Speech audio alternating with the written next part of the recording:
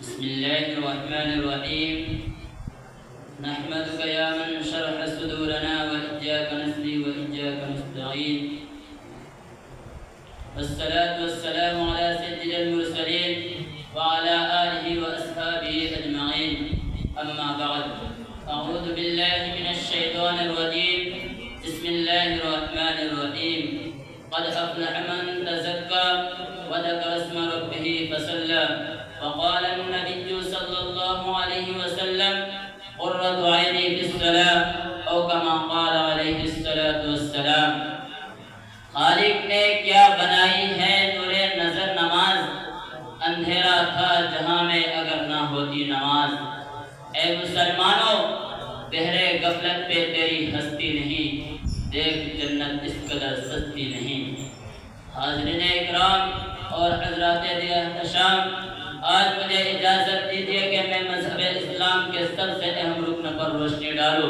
وہ اتنا اہم رکن ہے کہ قرآن کی سینکڑوں سے زیادہ آیات میں اس کام کے کرنے کا حکم اور تاکید آئی ہے. کوئی پیغمبر ایسا نہیں آیا جس کو نماز کا حکم نہ دیا گیا ہو اور اس نے اپنی امت پر اس کو پیش نہ کیا ہو. حضرت زکریا علیہ السلام کے بارے میں قرآن کہتا ہے: فنادته الملائکۃ وهو قائم یصلی فی المحراب. حضرت موسیٰ اور حضرت ہارون علیہ السلام کو حکم ہوا ہے: اقیموا الصلاۃ. حضرت شعیب علیہ السلام کی قوم نے ان کو طعنہ دیتے ہوئے کہا: یا شعیب وصلاتک تأمرک ان نترک ما یعبد آباؤنا.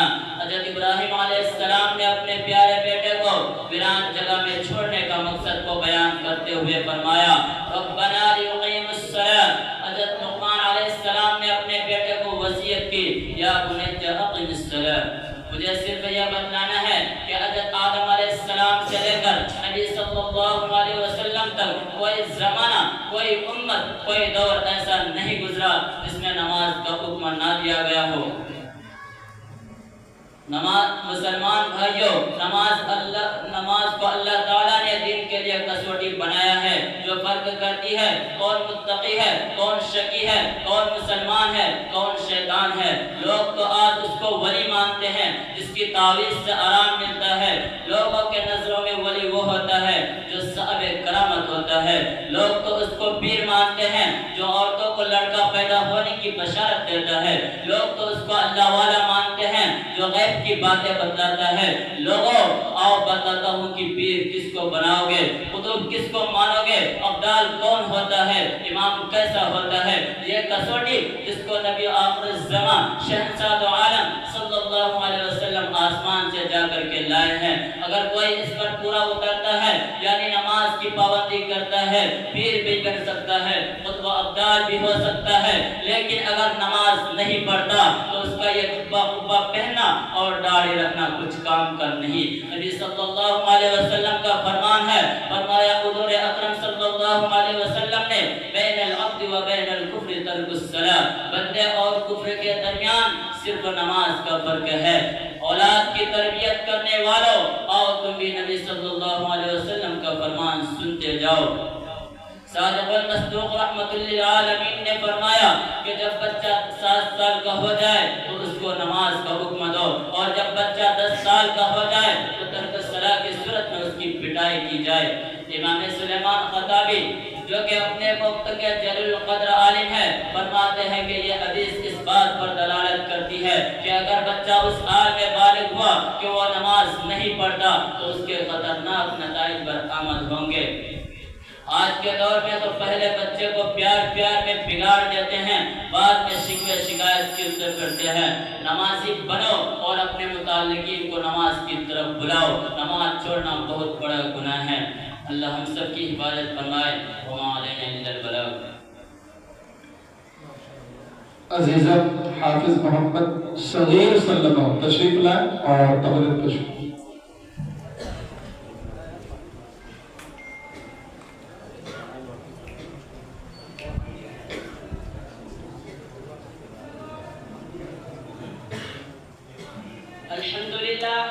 الحمد لله رب العالمين، والصلاة والسلام على سيد المرسلين سيدنا ومولانا محمد وعلى آله وأصحابه أجمعين.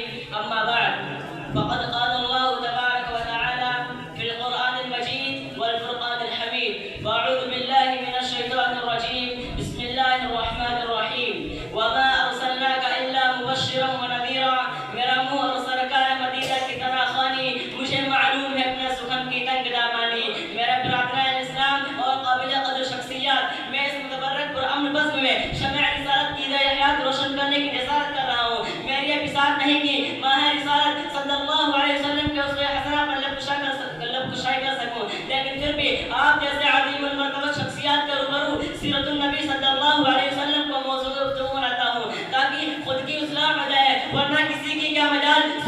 نبی صلی اللہ علیہ وسلم کا احاطہ کر سکے. جیسے کہ شاعر رسول حضرت حسان کا شاعر ہے, انہوں نے اپنی مجبوری ظاہر کی فرمایا ما ان مدحت محمدا بمقالتی ولكن مدحت مقالتی محمد.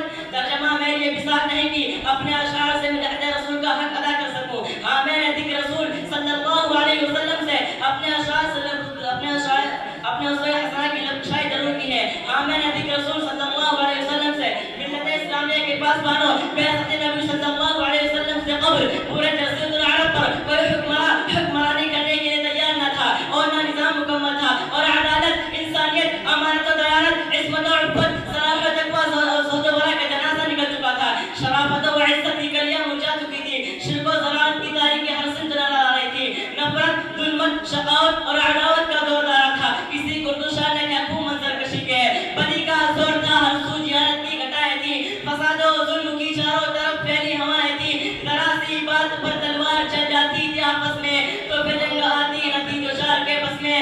اگر لڑکی کی پیدائش نگر میں ذکر سن لیتے تو اس معصوم کو زندہ زمین میں دفن کر دیتے. کنز جو بھی برائی تھی سب ان میں پائی جاتی تھی. نہ تھی شرم و حیا آنکھوں میں گھر گھر پہ حیائی تھی. مگر اللہ نے جب ان پہ اپنا رحم فرمایا تو عبداللہ کے خلم خدا کا لاج لگایا. قدرت خداوندی نے اس فتن دور میں شیطان ذات العزہ کو رشد و ہدایت کے راستے پر گامزن کرنے کے لیے, وحشت و بربری کو ختم کرنے کے لیے پہاڑ کی چوٹیوں سے آفتاب رسالت آمینہ کے لال عبداللہ کے لخت جگر عبد المطلب کے نور نظر تو شمبا کو اپنے تمام انوار برکات کے ساتھ تشریف لاتے ہیں. آپ ایسے وقت پیدا ہوئے جس سے لیل و نہار دونوں نے فیض حاصل کیا. سبحان اللہ سبحان اللہ. میرے نبی کی تعریف تو سنو. اللہ نے الف لکھا قرآن میں, میرے نبی کو امین بنا دیا. اللہ نے با لکھا قرآن میں, میرے نبی کو بصیر بنا دیا.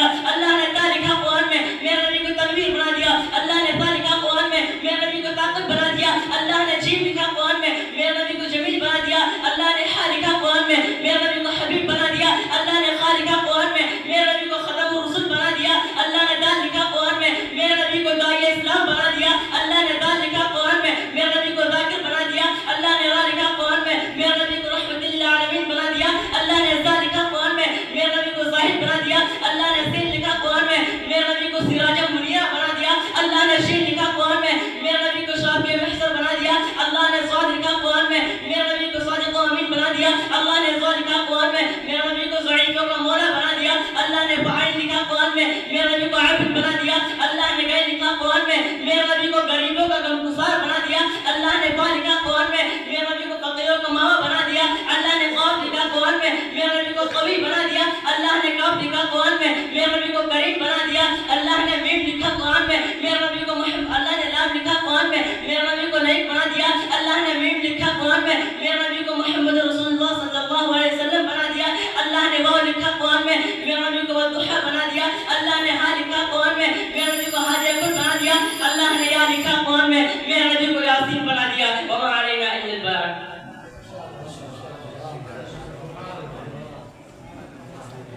مسابقے کی آخری کڑی حافظ محمد انضمام الحق عزیزم حافظ محمد انضمام الحق تشریف لائیں اور تقریر پیش کریں.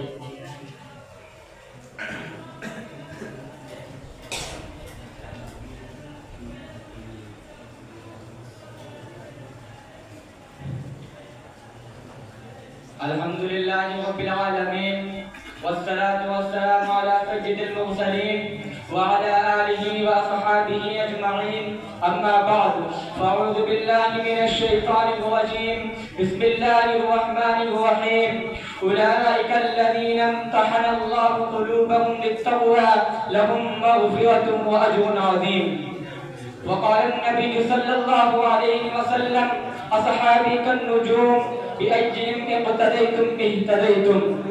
الہی دے مجھے طرز تکلم میری آواز کو تو روشنی دے. الہی دے مجھے طرز تکلم میری آواز کو تو روشنی دے. مجھے افکار صالح کر آتا تو میری تحریر کو تو روشنی دے.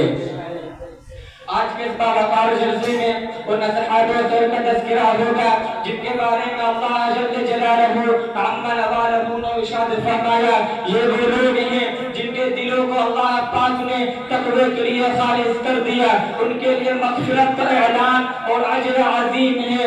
سرور کائنات صلی اللہ علیہ وسلم نے پیاری زبان سے فرمایا، میرے صحابہ ستاروں کے مانند ہیں، جس کی بھی ابتدا کرو گے راستہ پا جاؤ گے۔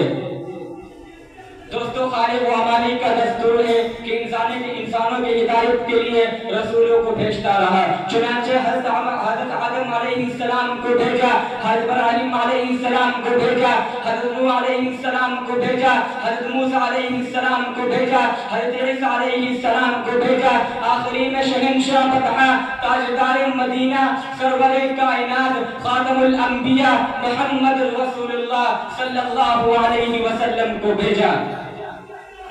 اب نبیوں کا سلسلہ ختم، رسولوں کا سلسلہ ختم، قیامت تک کوئی نبی آنے والا نہیں۔ یہ دین آخری دین ہے، یہ شریعت آخری شریعت ہے، یہ مذہب آخری مذہب ہے۔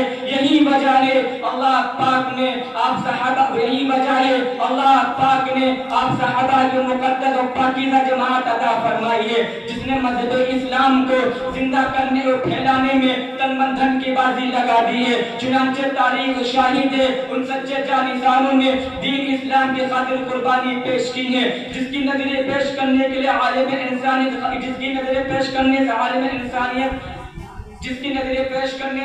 انسانیت دامن خالی ہے۔ یہی صحابہ ہیں جنہوں نے حکم خدا بندی اور پیغام محمدی کو عام کرنے کے لیے گردنیں کٹا دی، عورتوں کو، بیوہ بچوں کو یتیم کر دیا۔ محترم حضرات، صحابہ کرام کی جماعت وہ جماعت ہے جس کو رب کائنات نے درجگاہ نبوت، یہی وہ جماعت ہے، صحابہ کرام کی یہی وہ جماعت ہے جس کو رب کائنات نے درجگاہ نبوت کے لیے منتخب فرمایا، حاج العالم صلی اللہ علیہ وسلم کو ان کا معلم بنایا، تو کتاب ہدایت میں قرآن پاک عطا فرمائی۔ علام الغیوب نے خود ان کا امتحان لیا، صحابہ کرام کا مقدس گروہ امتحان میں پورا اترا۔ خداوند قدوس نے انعام رضی اللہ عنہم مغزوعن کا مزدہ سنایا۔ خداوند قدوس نے انعام رضی اللہ عنہم مغزوعن کا مزدہ سنایا۔ وما علینا الا البلاغ۔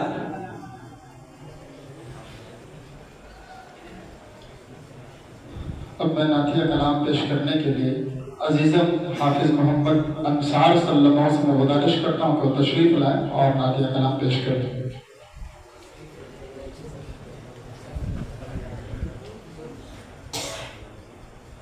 یہاں سے اب سلسلہ خطابت کا دورہ مکمل ہو چکا ہے، انشاءاللہ آگے کی کارروائی شروع ہو جائے گی۔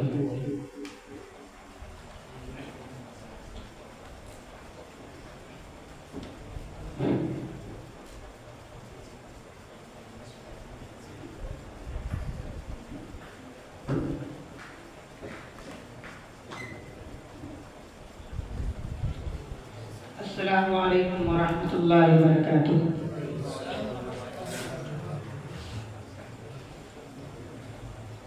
ہمارے ناظم انجمن جناب پار محمد اسامہ صاحب، اللہ تعالیٰ ان کو سلامت رکھے، اللہ تعالیٰ ان کو عمر میں برکت عطا فرمائے۔ آئیے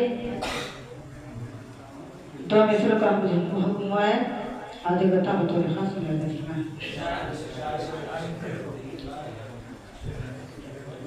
ہمارے واسطے بخش ہے، ہمارے واسطے بخش ہے، کا گھر سامان لے آئے، ہمارے واسطے بخش ہے، کا گھر سامان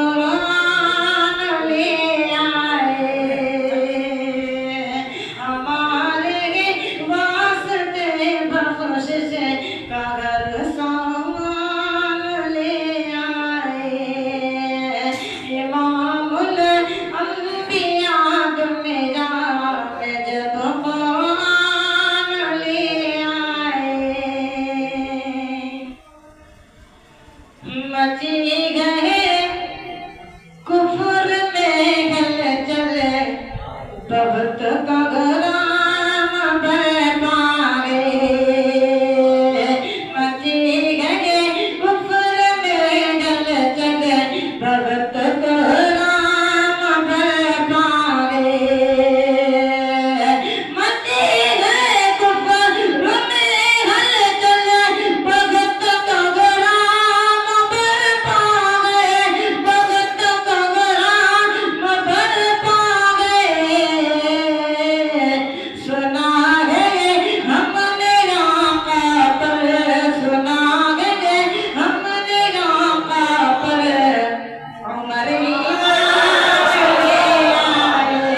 सुना है हमने आका पर उमर ईमान ले आए हमारे वास्ते बख्शिश कबर सामान ले आए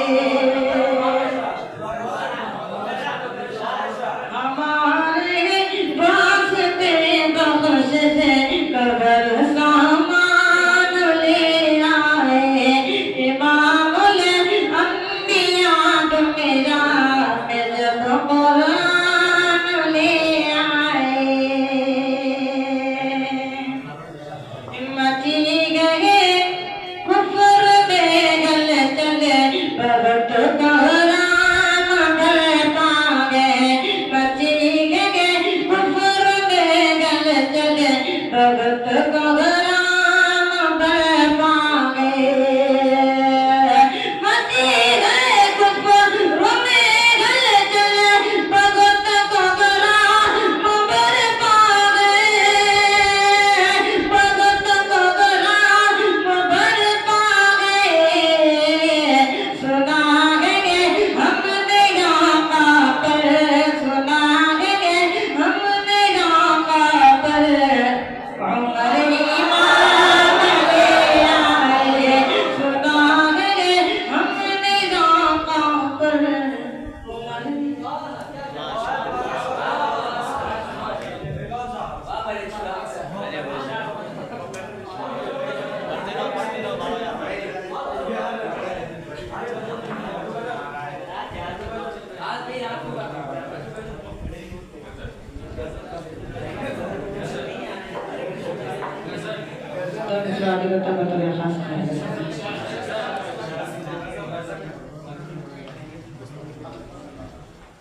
कैसे कैसे मदीने में आया हूँ मैं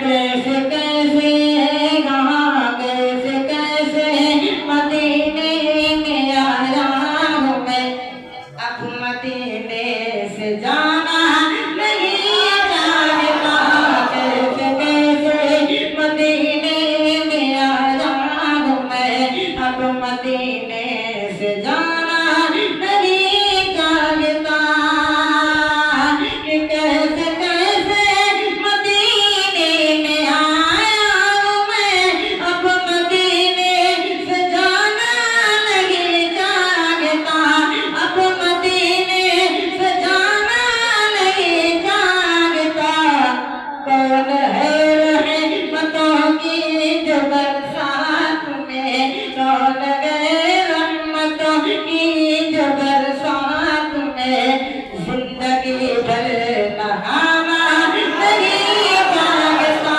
कौन है रहमतों की जो बरसात में जिंदगी भर नहाना नहीं जानता कैसे कैसे मदीने में आया हूँ मैं अब मदीने से जाना नहीं जानता